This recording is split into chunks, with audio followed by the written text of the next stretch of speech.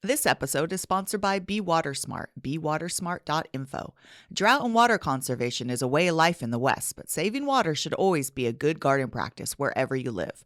BeWatersmart is making it their goal to help gardeners, homeowners, and residents do their part with helpful tips, videos, and links. You will find tips on irrigation, such as when you should water, which type of drip or sprinklers are best, and even a very helpful video on how to convert standard sprinklers to drip. Plus, what I always preach about, mulching. Remember, no pixie dust. And you'll even find a video of me talking about it. And of course, you've heard me say over and over again, check your soil moisture before you water. Why waste water when not necessary? BeWatersmart has helpful tips so you know you are watering efficiently and correctly. This includes how to water trees and even save 30% more on lawn irrigation. Plus, they have a database of 1,800 low water use plants. Yes, 1,800 plants. Plus, garden tours and pictures to help you design and plant your water-wise landscaping. And since watering smart saves not only our precious resource, but helps you save money, they have links for rebates and services. So stay current on BeWatersmart news by signing up so you don't miss important info. That's bewatersmart.info. Look at that plant. I want you to know that everything was grown in my garden. Don't touch that plant! Is it poisonous? She'll become part of the plant. Hi, everyone, and welcome to Flower Power Garden Hour. I'm your host, Marlene, and this is a question and answer episode. So joining me, of course, is Joe. Joe, say hello. I think you've got a decent amount of stories to tell. That's good because I can't think of any. What'd you do this morning and yesterday? Oh, all the cats. Well, there you go. Yes. Okay. You're correct. I'm trying to block it out because it's sort of sad giving them up. So yes, I helped capture 5 feral kittens, and we've been fostering them. And luckily, I found them all homes. I wanted homes that were going to be indoors.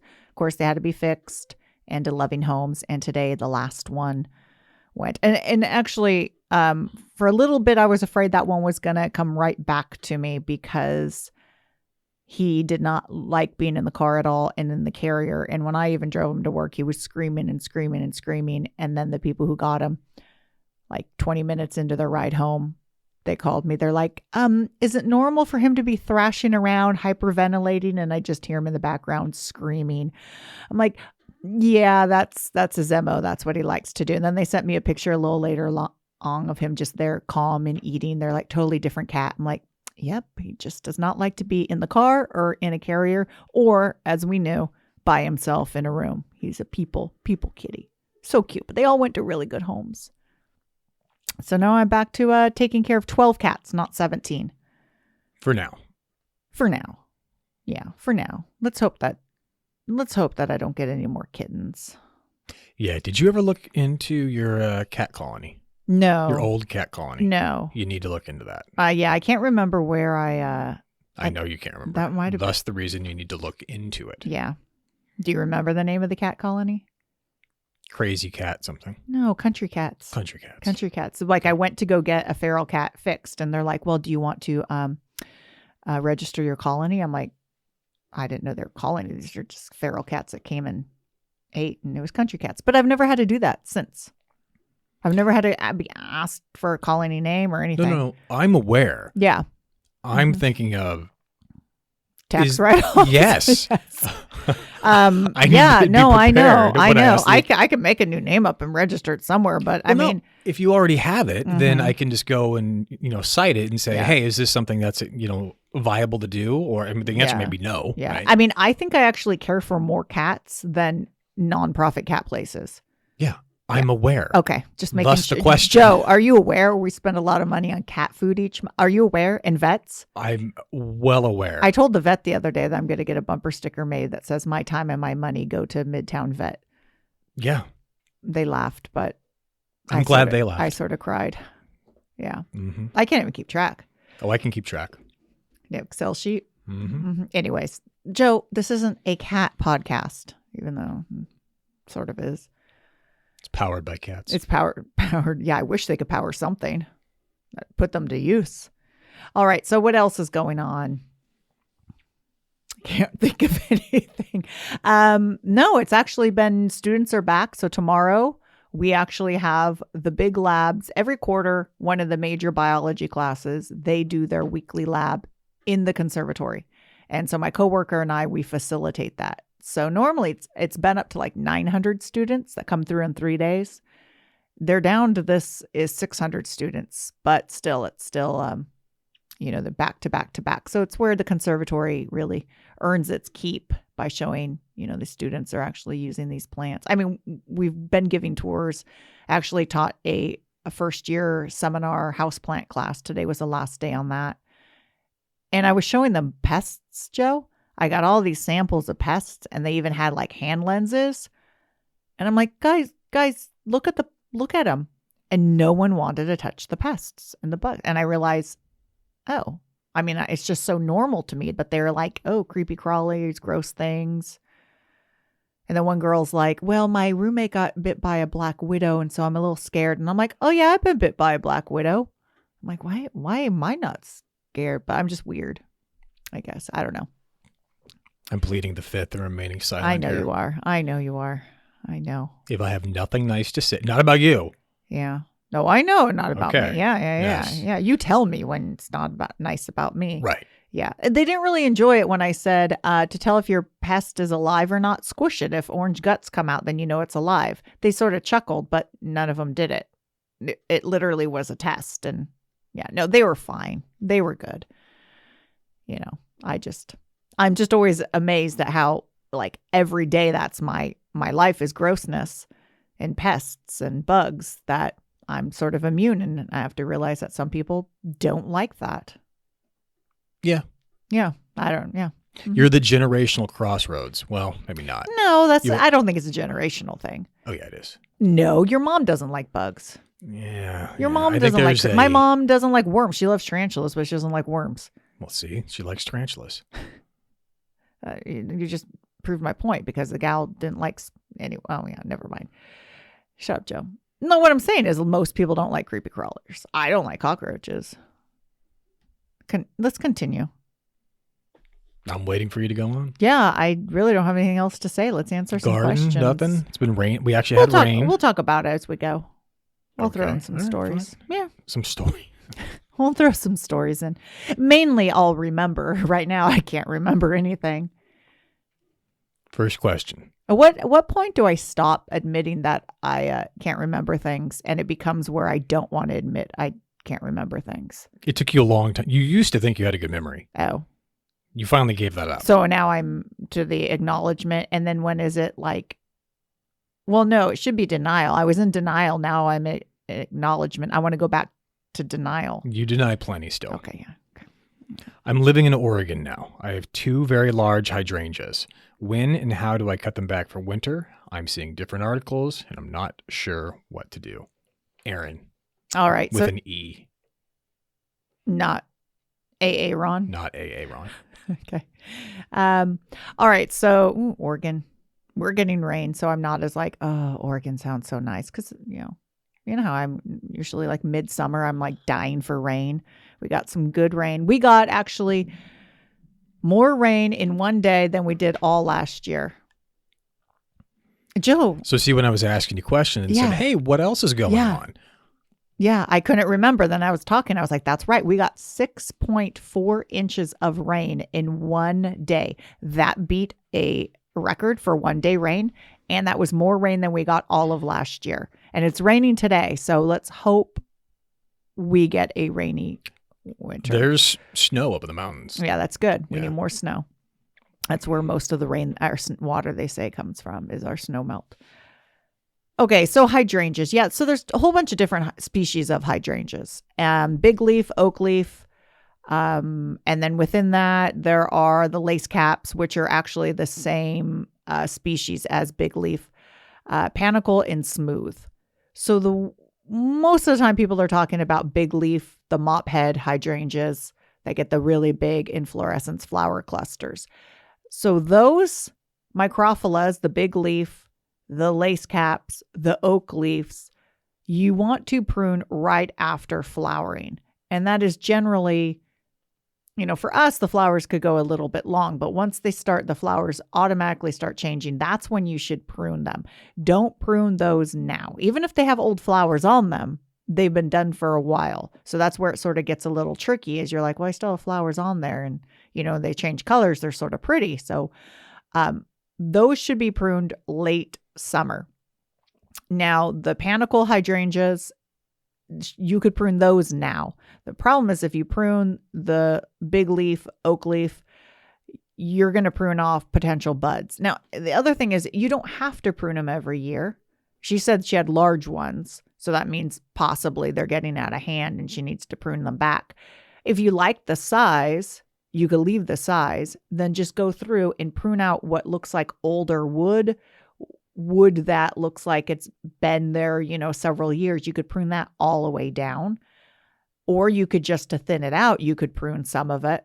Where you get into the problem is where you just go and you cut everything down. Now, if it's so big and you have to do that, you can do that this year. Just remember, you probably won't have flowers next year. So don't just remove everything because they need that year's wood to bloom. So I think people think they have to prune it. And then when they do prune it, they have to prune it all the way down. And neither of that is true. You don't have to prune it at all. And you don't have to prune the whole thing down. You could remove some of the stems all the way down to the ground. But just remember, if it's huge, you want to dig it up, divide it, prune it all the way down. You don't want to do that now if you want flowers next year.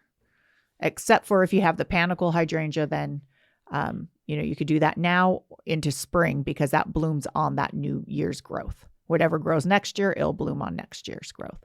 What's that called? Panicle? Panicle. It's just the shape of the flower is more elongated. It's like shape of the inflorescence, which is a cluster of flowers. So there you go. Have you ever come across any good videos of this? I will say not videos because I tend not to watch videos, Joe. Fine Gardening has a pretty good article on it. Okay. Yeah. Article. Yeah. And she said article, so maybe she reads and doesn't like to watch videos. Susan, how do I remove growth on my cactus? New growth.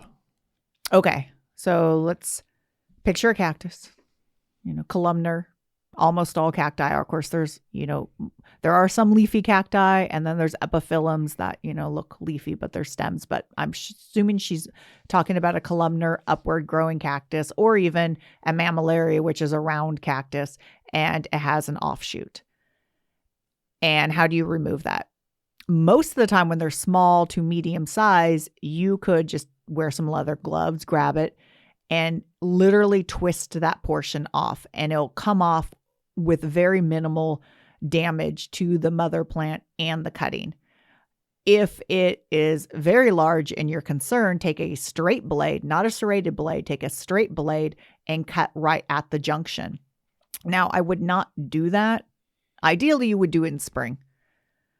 You definitely wouldn't do it when there's rainy weather predicted because you want the wound on the plant to heal up without getting moisture in it.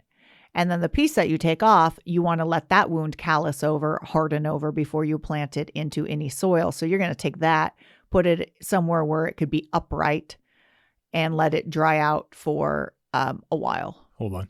When you say upright, do you mean with a cut portion upright? No, the cut portion down below. Okay. But they don't always grow.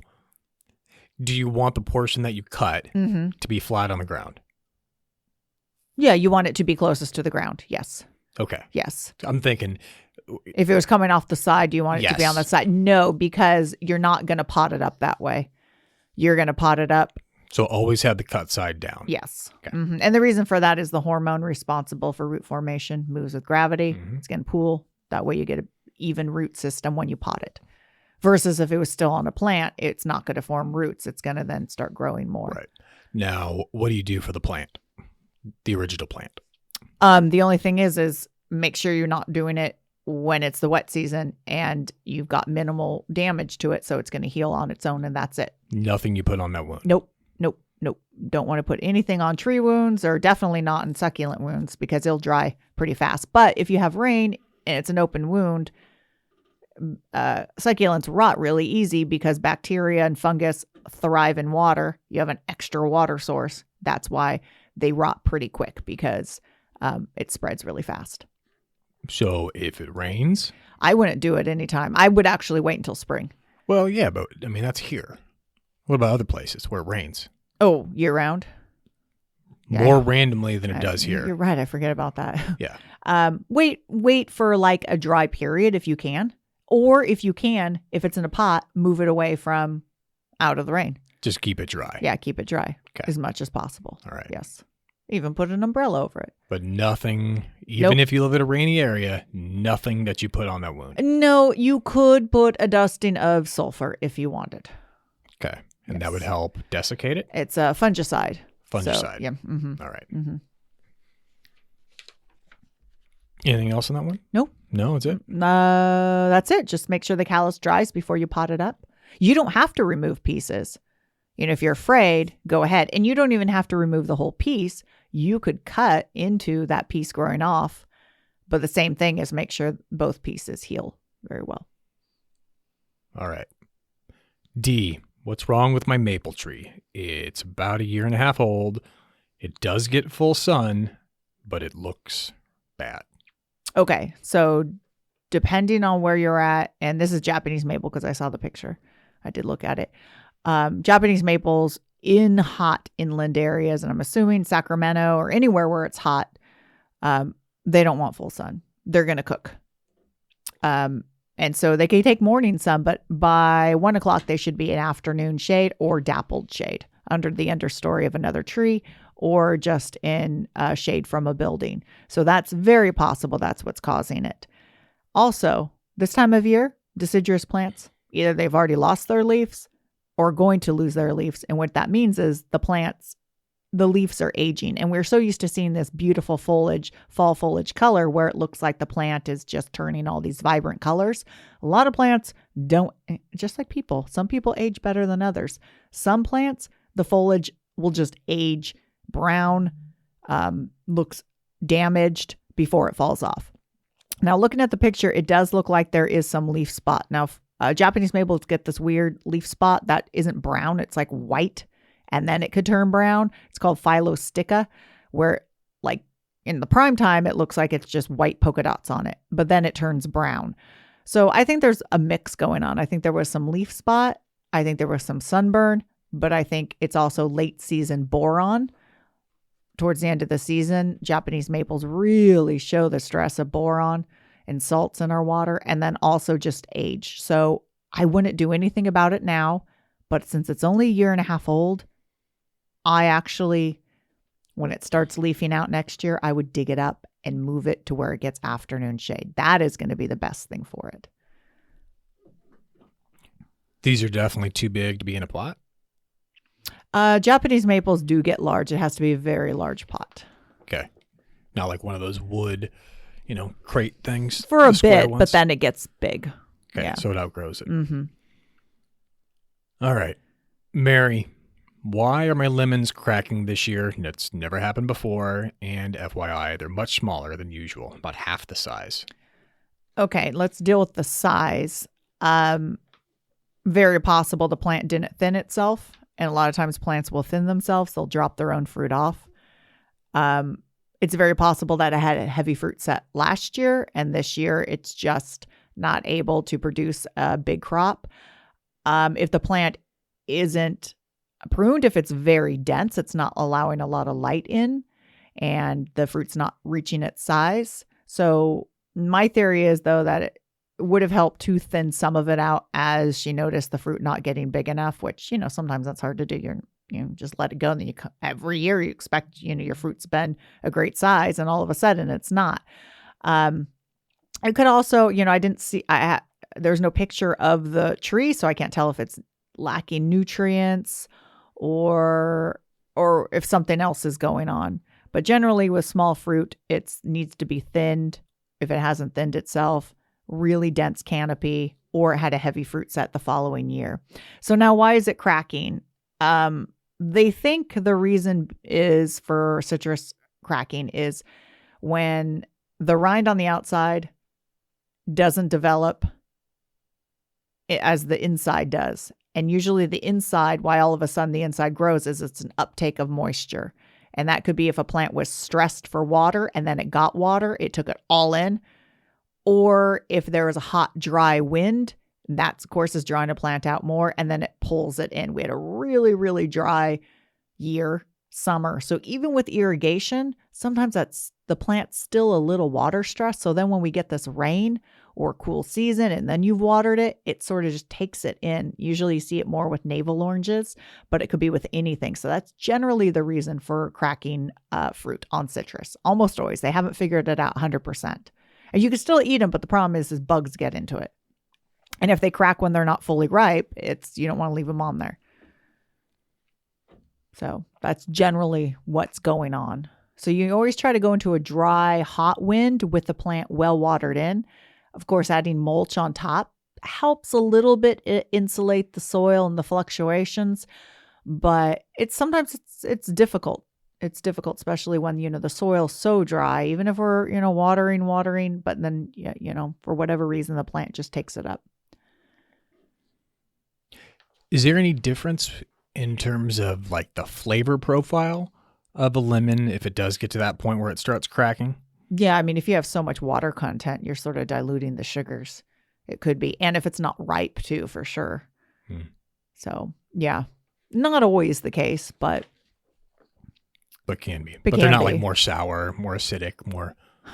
No, but if it depends on, there's a lot of factors. Like I said, if it cracks open before it's ripe, of course, it's going to be more sour. Sugars aren't going to have gotten to it. But also if it is ripe and then you have an influx of water, like I said, you're diluting the sugars. Okay. All right. Last question. Okay. Tough one for me. Okay. So the Musa basjoo, am I saying that right? Sounds good to me. Musa, okay. Yeah. It's Musa, second word, Basjoo. That's how I pronounce it, basjoo. Okay. Well, this thing's done quite well after transplanting them over the summer. What are your recommendations for going into fall and winter, Shane? What type of plant do you think that is, Joe? All right. Musa basjoo. Musa basjoo. I'm going to go for them over the summer. Okay. I'm going to go for this is a plant from like India or the Middle East, probably a bit more east. So I'm going to say the India area, not a tropical plant. I'm going to say it is a shrub with berries. Okay, you're wrong. Okay. I thought you were going right. I thought you were going okay with the East. It's from China. It's actually an ornamental banana.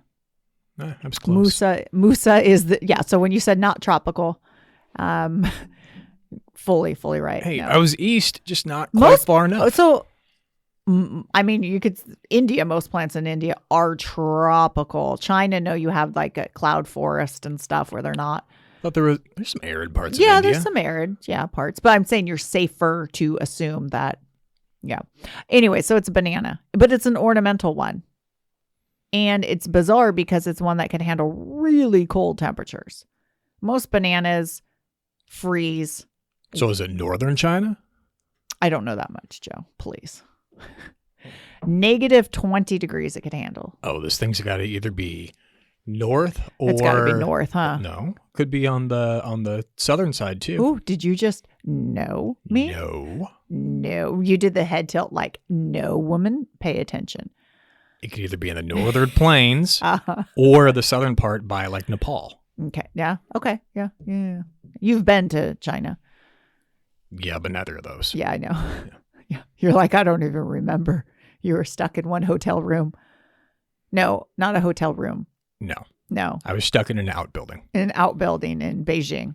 Yes. It was a storage room. Yes. And this was, you went to this was the lead up to the Olympics. No, it was after. It wasn't the Beijing Olympics. No. It was You did London Olympics. Right. So, but when I say you did London Olympics, you were not an athlete. No, but you got the closing and opening ceremony swag. We still have it. And you're in the Olympic book. Anyways, okay. So negative 20 degrees, which is very unusual because most bananas freeze at, you don't see bananas. We actually, at the conservatory on the south wall of one of our buildings, we're growing Cavendish bananas. What? No? I'm going to let you finish. Go on. Okay. I'm learning about this thing. Okay. Cavendish bananas, which are the ones that most people eat, and they don't freeze down for us. They look bad and tattered, but they don't freeze because they're on the south side and they're very protected. But opened in the open, they could freeze down and look pretty bad. The Musa, if it gets that cold, this one will die down completely, but the roots will still be intact and it actually comes back, which is very unusual for bananas, really, because usually when the top dies, it dies. It dies. But it's a bummer that the fruit's not edible, but it gives you that really nice tropical, the big leaves. And it will fruit, but the fruit's just not edible. Now, what was the look, Joe? Well, you're partly right. Okay. You were mainly right. Okay. The origin of where it's Okay. from, southern China. Okay. But that's a pretty new learning because they thought it was from Japan. Okay. So the name is the Japanese banana. Oh, okay. Yep. Okay. All right. But they found more recently that its actual origin was southern China. Okay. I wonder if there was a fight with that. Like, reclaim it. No, reclaim it. Probably. That's why I gave you the look. Yeah. Oh, got it. The look. Yeah. So they get about 8 to 10 feet tall. But yeah. So if you're looking for a tropical banana that's going to take cold, great. If you're looking for an edible one, not so great.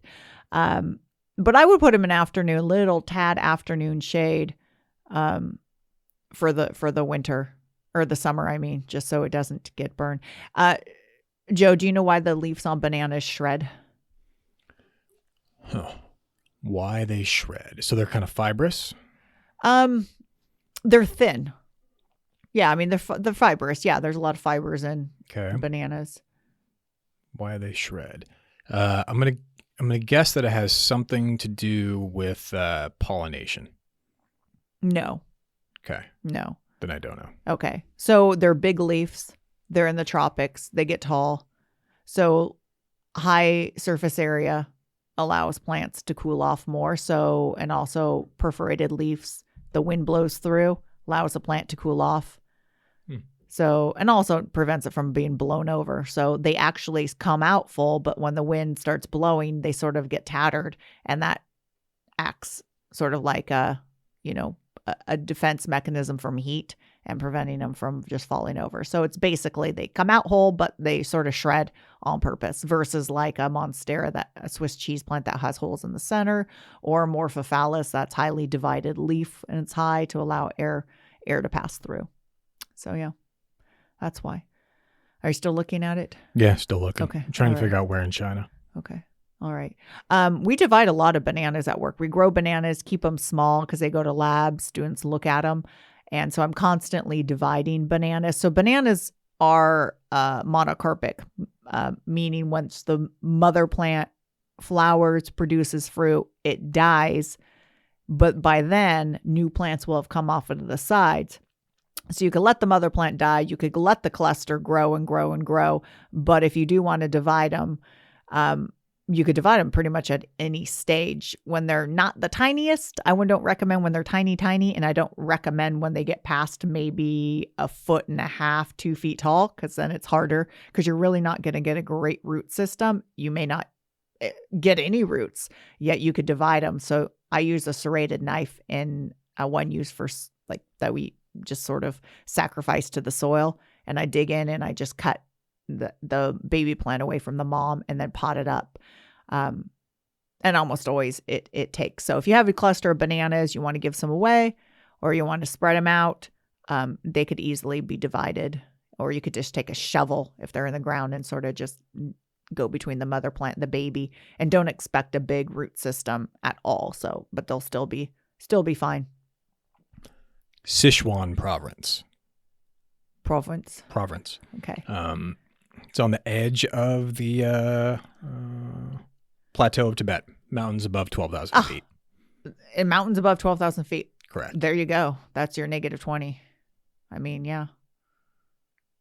Yeah, these look like big mountains. So they're not even, yeah, those are big mountains. So that's probably like a major cloud forest. So it's not even tropical. It looks tropical, but it's cloud forest where, yeah, they get cold. Yeah.